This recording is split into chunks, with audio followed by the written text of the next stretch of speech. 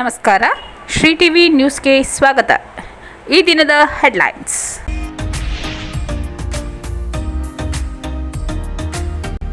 ನಗರದಲ್ಲಿ ವಿಶೇಷ ಗಮನ ಸೆಳೆದ ಬೈಸಿಕಲ್ ಜಾಥಾ.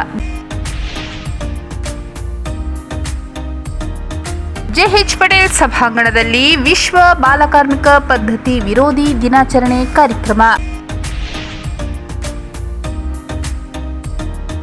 ಮುಖ್ಯಮಂತ್ರಿ ನಗರ ಯೋಜನೆಯಡಿ ಹಂಚಿಕೆಯಾಗಿದ್ದ 651 ನಿವೇಶನವನ್ನು ಗಾಂಧಿ ವಸತಿ ನಿಗಮ ರದ್ದು ಮಾಡಿದೆ. ಶಾಸಕರಾದ ಎಚ್.ಎಂ. ಗಣೇಶ್ ಪ್ರಸಾದ್. ಟಿ. ನರಸೀಪುರ ಪಟ್ಟಣದಲ್ಲಿ ವಿಶ್ವ ಬಾಲಕಾರ್ಮಿಕ ವಿರೋಧಿ ದಿನಾಚರಣೆ ಕಾರ್ಯಕ್ರಮ.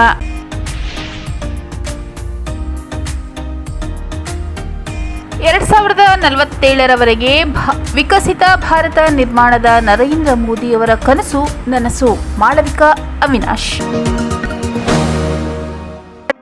ನಗರದಲ್ಲಿ ವಿಶೇಷ ಗಮನ ಸೆಳೆದ ಬೈಸಿಕಲ್ ಜಾಥಾ. ಜಿಲ್ಲಾಡಳಿತ, ಜಿಲ್ಲಾ ಪೊಲೀಸ್, ಜಿಲ್ಲಾ ಪಂಚಾಯತ್, ಯುವ ಸಬಲೀಕರಣ ಮತ್ತು ಕ್ರೀಡಾ ಇಲಾಖೆ ಸಹಯೋಗದಲ್ಲಿ ಆಯೋಜನೆಯಾಗಿದ್ದ ಬೈಸಿಕಲ್ ಜಾಥಾ ನಗರದ ಜಿಲ್ಲಾ ಸಶಸ್ತ್ರ ಪೊಲೀಸ್ ಕೇಂದ್ರದ ಆವರಣದ ಬಳಿ ಚಾಲನೆಗೊಂಡಿತು. ತದನಂತರ ಜಿಲ್ಲಾ ಪೊಲೀಸ್ ಕವಾಯತು ಮೈದಾನದಲ್ಲಿ ಮುಕ್ತಾಯವಾಯಿತು.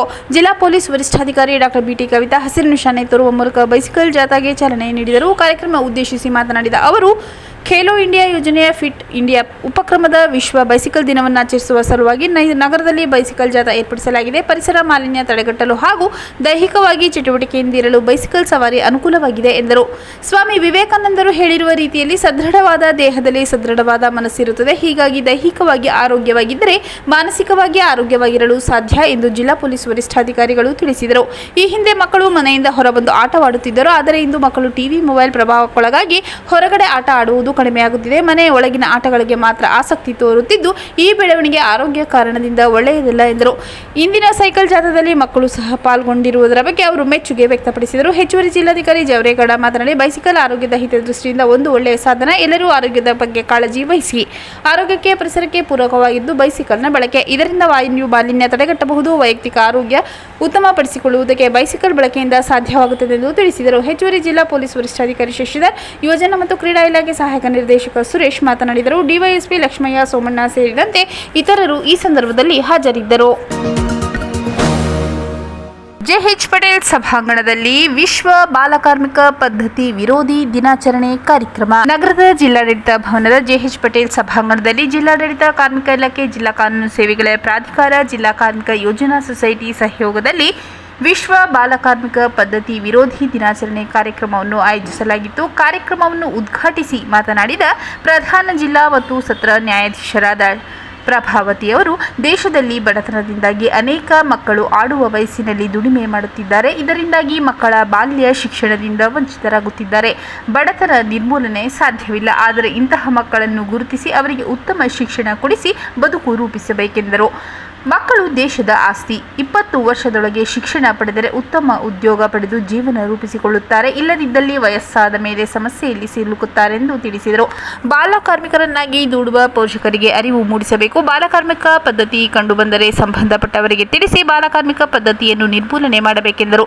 ಇಂತಹ ಕಾರ್ಯಕ್ರಮ ಒಂದು ದಿನಕ್ಕೆ ಸೀಮಿತವಾಗದೆ ವರ್ಷವಿಡೀ ನಡೆಯಬೇಕೆಂದು ಸಲಹೆ ನೀಡಿದರು. ಹೆಚ್ಚುವರಿ ಜಿಲ್ಲಾಧಿಕಾರಿ ಜವರೇಗೌಡ ಮಾತನಾಡಿ, ಪೋಷಕರು ತಮ್ಮ ಮಕ್ಕಳನ್ನು ಹಲವು ಕಾರಣಗಳಿಂದಾಗಿ ದುಡಿಮೆಗೆ ದೂಡುತ್ತಿದ್ದಾರೆ. ಇದರಿಂದ ಮಕ್ಕಳ ಭವಿಷ್ಯ ಹಾಳಾಗುತ್ತದೆ, ಅಲ್ಲದೆ ದೇಶದ ಪ್ರಗತಿಗೂ ಕುಂಠಿತವಾಗುತ್ತದೆ. ಆದ್ದರಿಂದ ಅಂತಹ ಮಕ್ಕಳನ್ನು ಮುಖ್ಯವಾಹಿನಿಗೆ ತಂದು ಉನ್ನತ ಶಿಕ್ಷಣ ಕೊಡಿಸಿ ಭವಿಷ್ಯ ರೂಪಿಸಲು ಪ್ರತಿಯೊಬ್ಬರೂ ಕೈಜೋಡಿಸಬೇಕೆಂದರು. ಇದಕ್ಕೂ ಮೊದಲು ಜಾಥಾ ನಡೆಯಿತು. ಈ ಸಂದರ್ಭದಲ್ಲಿ ಬಾಲಕಾರ್ಮಿಕ ವಿರೋಧಿ ದಿನಾಚರಣೆ ಅಂಗವಾಗಿ ಆಯೋಜಿಸಿದ್ದ ಚಿತ್ರಕಲೆ ಹಾಗೂ ಪ್ರಬಂಧ ಸ್ಪರ್ಧೆಯಲ್ಲಿ ವಿಜೇತರಾದ ಮಕ್ಕಳಿಗೆ ಬಹುಮಾನ ವಿತರಣೆ ಮಾಡಲಾಯಿತು. ಕಾರ್ಯಕ್ರಮದಲ್ಲಿ ಜಿಲ್ಲಾ ಕಾನೂನು ಸೇವೆಗಳ ಪ್ರಾಧಿಕಾರದ ಸದಸ್ಯ ಕಾರ್ಯದರ್ಶಿ ಈಶ್ವರ್, ಜಿಲ್ಲಾ ಪಂಚಾಯತ್ ಉಪಕಾರ್ಯದರ್ಶಿ ಶ್ರುತಿ, ಎಎಸ್ಪಿ ಶಶಿಧರ್, ಡಿಡಿಪಿಯು ಪುಟ್ಟಗೌರಿ, ಜಿಲ್ಲಾ ಕಾರ್ಮಿಕ ಅಧಿಕಾರಿ ಡಾಕ್ಟರ್ ಸವಿತಾ, ಡಿಎಚ್ಒ ಚಿದಂಬರ, ಜಿಲ್ಲಾ ಕಾರ್ಮಿಕ ಯೋಜನಾ ಸೊಸೈಟಿ ನಿರ್ದೇಶಕ ಮಹೇಶ್, ವರ್ಗೀಸ್, ರಿಯಾಜ್ ಅಹಮದ್, ಹೊನ್ನೂರ್ ಸಿದ್ಶೆಟ್ಟಿ, ಯರಗಂಪಳ್ಳಿ ಸಿದ್ದರಾಜ್ ಸೇರಿದಂತೆ ಇತರರು ಹಾಜರಿದ್ದರು. ಮುಖ್ಯಮಂತ್ರಿ ನಗರ ಯೋಜನೆಯಡಿ ಹಂಚಿಕೆಯಾಗಿದ್ದ 651 ನಿವೇಶನವನ್ನು ಗಾಂಧಿ ವಸತಿ ನಿಗಮ ರದ್ದು ಮಾಡಿದೆ. ಶಾಸಕರಾದ ಎಚ್.ಎಂ. ಗಣೇಶ್ ಪ್ರಸಾದ್. ಗುಂಡ್ಲುಪೇಟೆ ಪಟ್ಟಣದ ಪ್ರವಾಸಿ ಮಂದಿರದಲ್ಲಿ ನಡೆದ ಪತ್ರಿಕಾಗೋಷ್ಠಿಯಲ್ಲಿ ಮಾತನಾಡಿದ ಶಾಸಕರು, ಕಳೆದ ಬಿಜೆಪಿ ಸರ್ಕಾರದ ಅವಧಿಯಲ್ಲಿ ನಿವೇಶನ ಸರಿಯಾಗಿ ಹಂಚಿಕೆಯಾಗಿಲ್ಲ. ಈ ಹಿನ್ನೆಲೆಯಲ್ಲಿ 2023ರ ವಿಧಾನಸಭಾ ಚುನಾವಣೆ ಪ್ರಚಾರದ ಸಂದರ್ಭ ಮುಖ್ಯಮಂತ್ರಿ ಸಿದ್ದರಾಮಯ್ಯ ಪುರಸಭೆ ಅಕ್ರಮಗಳನ್ನು ತನಿಖೆ ಮಾಡುವುದಾಗಿ ಹೇಳಿದರು. ಅದರ ಜೊತೆಗೆ ಪುರಸಭೆ ಸದಸ್ಯರು ಹಾಗೂ ವಕೀಲ ಬಂಗಾರನಾಯ್ಕ ಲೋಕಾಯುಕ್ತರಿಗೆ ದೂರು ಸಲ್ಲಿಸಿದರು. ತನಿಖೆ ನಡೆಸಿದ ಅಧಿಕಾರಿಗಳ ತಂಡ ಆಯ್ಕೆಯಲ್ಲಿ ನ್ಯೂನತೆ ಕಂಡುಬಂದ ಹಿನ್ನೆಲೆ ಅನರ್ಹ ಫಲಾನುಭವಿಗಳನ್ನು ರದ್ದುಪಡಿಸುವಂತೆ ಆದೇಶ ಹೊರಡಿಸಿದೆ. ಪುರಸಭೆಯಲ್ಲಿ ನಮ್ಮದೇ ಆಡಳಿತ ಇರುವುದರಿಂದ ಮುಂದಿನ ದಿನದಲ್ಲಿ ಪಕ್ಷದ ಎಲ್ಲ ಮುಖಂಡರು, ಪುರಸಭೆ ಅಧ್ಯಕ್ಷರು, ಸದಸ್ಯರ ಜೊತೆಗೂಡಿ ಅನರ್ಹರನ್ನು ರದ್ದುಗೊಳಿಸಿ ಅರ್ಹರನ್ನು ಆಯ್ಕೆ ಮಾಡಲು ಅರ್ಜಿ ಪುನರ್ ಪರಿಶೀಲಿಸಿ ಜಾತಿವಾರು ಮಂಜೂರು ಮಾಡಲು ಯಾರ ಹಸ್ತಕ್ಷೇಪ ಇಲ್ಲದೆ ಕ್ರಮ ವಹಿಸಲಾಗುವುದು ಎಂದು ತಿಳಿಸಿದರು. ಮಾಜಿ ಸಚಿವ ಎಚ್.ಎಸ್. ಮಹದೇವ್ ಪ್ರಸಾದ್ ಹಾಗೂ ಗೀತಾ ಮಹದೇವ್ ಪ್ರಸಾದ್ ಕೂಡ ಪುರಸಭೆ ನಿವೇಶನ ಸ್ಥಳ ಸಂಬಂಧ ಸಾಕಷ್ಟು ಶ್ರಮ ವಹಿಸಿದ್ದಾರೆ. ಇದೀಗ ದೇವರಾಜು ಅರಸು ಟ್ರಕ್ ಟರ್ಮಿನಲ್ ಬಳಿ ನಿವೇಶನ ಹಂಚಿಕೆಗೆ ನೀಲಿ ನಕ್ಷೆ ತಯಾರಿಸಲಾಗಿದ್ದು ಮುಂದಿನ ದಿನದಲ್ಲಿ ಇಲ್ಲಿಯೂ ಕೂಡ ನಿವೇಶನ ಹಂಚಿಕೆ ಮಾಡಲಾಗುವುದೆಂದು ತಿಳಿಸಿದರು. ಪತ್ರಿಕಾಗೋಷ್ಠಿಯಲ್ಲಿ ಪುರಸಭಾ ಅಧ್ಯಕ್ಷ ಮಧುಸೂದನ್, ಉಪಾಧ್ಯಕ್ಷ ಅಣ್ಣಯ್ಯಸ್ವಾಮಿ, ಸದಸ್ಯರಾದ ಇಲಿಯಾಸ್, ಶ್ರೀನಿವಾಸ್, ಕಣ್ಣಪ್ಪ, ಎನ್. ಕುಮಾರ್, ರಾಜಗೋಪಾಲ್, ಶಶಿಧರ್, ದೀಪು, ಕಿರಣ್, ಕಾರ್ಗಳಿ ಸುರೇಶ್, ಶ್ಯಾಮುಲ್, ನಿರ್ದೇಶಕ ನಂಜುಂಡ್ ಪ್ರಸಾದ್, ಕಾಡಾ ಮಾಜಿ ಅಧ್ಯಕ್ಷ ಎಚ್.ಎಸ್. ನಂಜಪ್ಪ, ಬ್ಲಾಕ್ ಕಾಂಗ್ರೆಸ್ ಅಧ್ಯಕ್ಷ ಪಿ.ಬಿ. ರಾಜಶೇಖರ್, ಜಿಲ್ಲಾ ಪಂಚಾಯತ್ ಮಾಜಿ ಉಪಾಧ್ಯಕ್ಷ ಕಬ್ಬಳ್ಳಿ ಮಹೇಶ್, ಪುರಸಭಾ ಮಾಜಿ ಅಧ್ಯಕ್ಷ ನಾಜೀಮುದ್ದೀನ್ ಸೇರಿದಂತೆ ಇತರರು ಹಾಜರಿದ್ದರು. ಟಿ.ನರಸೀಪುರ ಪಟ್ಟಣದಲ್ಲಿ ವಿಶ್ವ ಬಾಲಕಾರ್ಮಿಕ ವಿರೋಧಿ ದಿನಾಚರಣೆ ಕಾರ್ಯಕ್ರಮ. ಟಿ.ನರಸೀಪುರ ಪಟ್ಟಣದ ಸರ್ಕಾರಿ ಹಿರಿಯ ಪ್ರಾಥಮಿಕ ಮತ್ತು ಬಾಲಕಿಯರ ಪ್ರೌಢಶಾಲೆಯಲ್ಲಿ ತಾಲೂಕು ಕಾನೂನು ಸೇವಾ ಸಮಿತಿ, ವಕೀಲರ ಸಂಘ, ಶಿಕ್ಷಣ ಇಲಾಖೆ ಮತ್ತು ಕಾರ್ಮಿಕ ಇಲಾಖೆ ಸಂಯುಕ್ತಾಶ್ರಯದಲ್ಲಿ ವಿಶ್ವ ಬಾಲಕಾರ್ಮಿಕ ವಿರೋಧಿ ದಿನಾಚರಣೆ ಕಾರ್ಯಕ್ರಮಕ್ಕೆ ಚಾಲನೆ ನೀಡಿ ಮಾತನಾಡಿದ ಸಿವಿಲ್ ಮತ್ತು ಜೆಎಂಎಫ್ಸಿ ನ್ಯಾಯಾಧೀಶರಾದ ಎಚ್.ಆರ್. ಸಚಿನ್ ಮಾತನಾಡಿದರು. ಉದ್ಯಮಿಗಳು, ಹೋಟೆಲ್, ಕಾರ್ಖಾನೆ, ಬಟ್ಟೆ ಅಂಗಡಿ ಸೇರಿದಂತೆ ಯಾವುದೇ ಕ್ಷೇತ್ರದಲ್ಲಿ 18 ವರ್ಷದ ಒಳಗಿನ ಬಾಲಕಾರ್ಮಿಕರನ್ನು ಬಳಸುವುದು ಅಪರಾಧ. ದುಡಿಮೆ ಕ್ಷೇತ್ರದಲ್ಲಿ ಮಕ್ಕಳನ್ನು ಅಪಾಯಕಾರಿ ಮತ್ತು ಅಪಾಯಕಾರಿ ಅಲ್ಲದ ಕೆಲಸಗಳಲ್ಲಿ ಹಚ್ಚುವಂತಿಲ್ಲ. ಬಾಲಕಾರ್ಮಿಕರನ್ನು ಬಳಸಿದ್ದು ಕಂಡುಬಂದಲ್ಲಿ 20,000 ರೂಗಳ ದಂಡ ಹಾಗೂ ಕಾರಾಗೃಹ ಶಿಕ್ಷೆ ವಿಧಿಸಲಾಗುವುದು ಎಂದರು. ಪೋಷಕರು ತಮ್ಮ ಮಕ್ಕಳನ್ನು ದುಡಿಮೆಗೆ ಹಚ್ಚದೆ ಮಕ್ಕಳಿಗೆ ಉತ್ತಮ ಶಿಕ್ಷಣ ಕೊಡಿಸುವ ಕಡೆ ಹೆಚ್ಚಿನ ಗಮನ ಹರಿಸಬೇಕು. ಮಕ್ಕಳಿಗೆ ಉತ್ತಮ ಶಿಕ್ಷಣ ಕೊಡಿಸಿದಲ್ಲಿ ಮಕ್ಕಳು ತಮ್ಮ ಜೀವನವನ್ನು ಉತ್ತಮವಾಗಿ ರೂಪಿಸಿಕೊಳ್ಳುವರು ಎಂದರು. ಬಿಇಒ ಶಿವಮೂರ್ತಿ ಮಾತನಾಡಿ, ಬಾಲಕಾರ್ಮಿಕರನ್ನು ಬಳಸದಂತೆ ಜನರಲ್ಲಿ ಜಾಗೃತಿ ಮೂಡಿಸಲು ಕಳೆದ 12 ವರ್ಷಗಳಿಂದ ಜಾಗೃತಿ ಕಾರ್ಯಕ್ರಮ ಹಮ್ಮಿಕೊಳ್ಳಲಾಗುತ್ತಿದ್ದು, ಸಾರ್ವಜನಿಕರು ಬಾಲಕಾರ್ಮಿಕ ಪದ್ಧತಿ ನಿರ್ಮೂಲನೆಗೆ ಸಹಕಾರ ನೀಡಬೇಕೆಂದು ಮನವಿ ಮಾಡಿದರು. ಈ ವೇಳೆ ಪಟ್ಟಣದ ಪ್ರಮುಖ ಬೀದಿಗಳಲ್ಲಿ ಶಾಲಾ ಮಕ್ಕಳು ಬಾಲಕಾರ್ಮಿಕ ಪದ್ಧತಿ ವಿರೋಧಿ ಜಾಥಾ ನಡೆಸಿ ಜನರಲ್ಲಿ ಜಾಗೃತಿ ಮೂಡಿಸಿದರು. ಈ ಸಂದರ್ಭದಲ್ಲಿ ಸಿಡಿಪಿಒ ಗೋವಿಂದರಾಜ್, ಎಎಸ್ಐ ಚಂದ್ರಪ್ಪ, ವಕೀಲರ ಸಂಘದ ಅಧ್ಯಕ್ಷ ದೊಡ್ಡನವಾಡಿ ಮಹದೇವಸ್ವಾಮಿ, ಕಾರ್ಮಿಕ ಇಲಾಖೆ ಸದಾನಂದ ಸೇರಿದಂತೆ ವಿವಿಧ ಇಲಾಖೆ ಅಧಿಕಾರಿಗಳು ಹಾಜರಿದ್ದರು. 2047ರವರೆಗೆ ವಿಕಸಿತ ಭಾರತ ನಿರ್ಮಾಣದ ನರೇಂದ್ರ ಮೋದಿಯವರ ಕನಸು ನನಸು. ಮಾಳವಿಕಾ ಅವಿನಾಶ್. 2047ರವರೆಗೆ ವಿಕಸಿತ ಭಾರತ ನಿರ್ಮಾಣ ಮಾಡುವುದು ನರೇಂದ್ರ ಮೋದಿಯವರ ಕನಸಾಗಿದೆ ಎಂದು ಬಿಜೆಪಿಯ ರಾಜ್ಯ ಉಪಾಧ್ಯಕ್ಷರಾದ ಮಾಳವಿಕಾ ಅವಿನಾಶ್ ತಿಳಿಸಿದರು. 2047ರ ವೇಳೆಗೆ ದೇಶಕ್ಕೆ ಸ್ವಾತಂತ್ರ್ಯ ಬಂದು 100 ವರ್ಷ ಪೂರೈಸಲಿದೆ. ಆ ನಿಟ್ಟಿನಲ್ಲಿ ಅಲ್ಲಿಯ ತನಕ ವಿಕಸಿತ ಭಾರತ ನಿರ್ಮಾಣ ಮಾಡುವುದು ಮೋದಿಯವರ ಗುರಿ. ಈ ಮೂಲಕ ಭಾರತವು ವಿಶ್ವಗುರುವಾಗಲು ಎಲ್ಲರ ಕಲ್ಪನೆಯಾಗಿದೆ ಎಂದು ಸುದ್ದಿಗೋಷ್ಠಿಯಲ್ಲಿ ತಿಳಿಸಿದರು. ನರೇಂದ್ರ ಮೋದಿಯವರು ಪ್ರಧಾನಮಂತ್ರಿಗಳಿಗೆ 11 ವರ್ಷ ಪೂರೈಸಿದ್ದಾರೆ. 3 ಬಾರಿ ದೇಶದ ಪ್ರಧಾನಿಯಾಗಿದ್ದು ದೇಶದ ಅಭಿವೃದ್ಧಿಯಲ್ಲಿ ಪ್ರಮುಖ ಪಾತ್ರ ವಹಿಸಿದ್ದಾರೆ. ಕಾಶ್ಮೀರದ ಪಹಲ್ಗಾಮ್ನಲ್ಲಿ ಭಯೋತ್ಪಾದಕರಿಂದ ಅಮಾಯಕರು ಪ್ರಾಣ ಕಳೆದುಕೊಂಡರು. ಇದಕ್ಕಾಗಿ ಆಪರೇಷನ್ ಸಿಂಧೂರ್ ಹೆಸರಿನಲ್ಲಿ ಪಾಕಿಸ್ತಾನದ ಕೆಲವು ಏರ್ಬೇಸ್ ಹಾಗೂ ಉಗ್ರರ ತಾಣ ಧ್ವಂಸ ಮಾಡಲಾಯಿತು.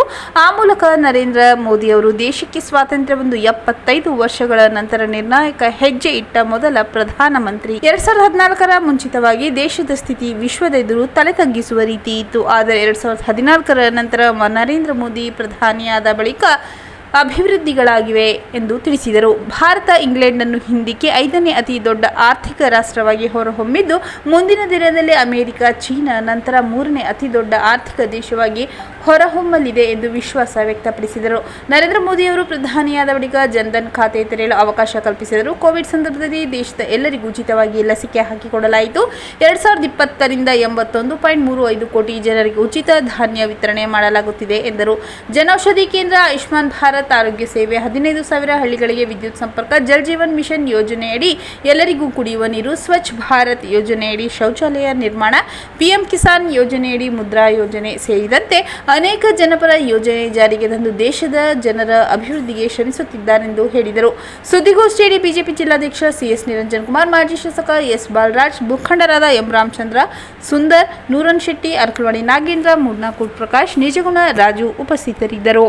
ಮತ್ತೊಮ್ಮೆ ಮುಖ್ಯಾಂಶಗಳು.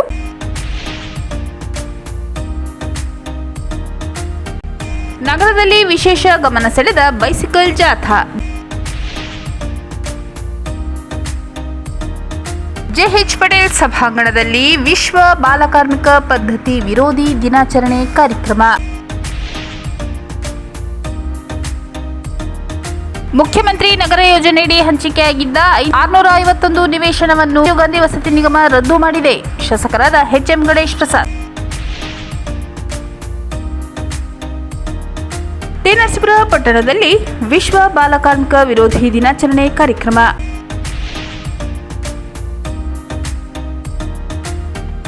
2047ರವರೆಗೆ ವಿಕಸಿತ ಭಾರತ ನಿರ್ಮಾಣದ ನರೇಂದ್ರ ಮೋದಿಯವರ ಕನಸು ನನಸು. ಮಾಳವಿಕಾ ಅವಿನಾಶ್.